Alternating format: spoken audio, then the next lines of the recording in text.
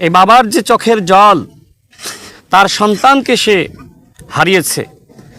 মিরপুর 10-এ আমাদের গর্বিত শহীদ রাকিব। সবাইকে সাথে নিয়ে আজকে জুলাই শহীদ রাকিবুল ইসলাম রাকিবের কবরে আমরা শ্রদ্ধা নিবেদন করেছি এবং দোয়া মোনাজাত করেছি। আজকে আমি রাশেদ খান মাননীয় প্রধানমন্ত্রীর রাজনৈতিক সহকারী হিসেবে যে দায়িত্ব আমি পেয়েছি, এটি এই জুলাই যোদ্ধাদের কারণেই।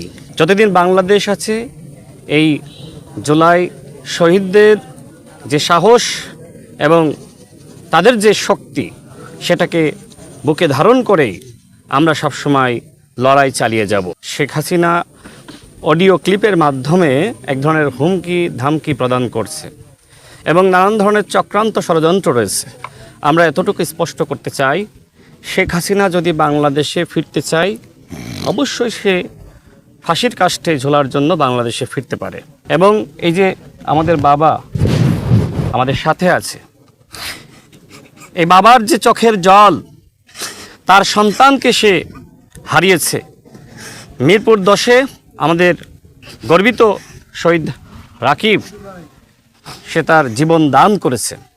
সুতরাং আমাদের যে সকল ভাইয়েরা বোনেরা শহীদ হয়েছে, অবশ্যই এর জন্য দায়ী শেখ হাসিনার বিচার বাংলার মাটিতে হবে।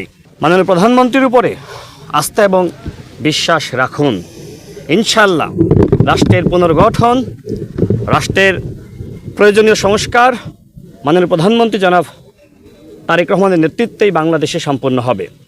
এছাড়া গণহত্যার বিচার এবং শহীদ পরিবারের পুনর্বাসন, আহত যোদ্ধাদের পুনর্বাসন, এটা বিএনপি সরকারের পক্ষ থেকে ইনশাল্লাহ করা হচ্ছে। ভবিষ্যতেও কিভাবে আমাদের এই শহীদ পরিবারের সদস্যরা তারা রাষ্ট্রীয় সম্মাননা এবং সুযোগ সুবিধা আরও বড় পরিসরে তাদেরকে দেওয়া যায়, সেই ব্যাপারেও আমাদের সরকার ভাবছে।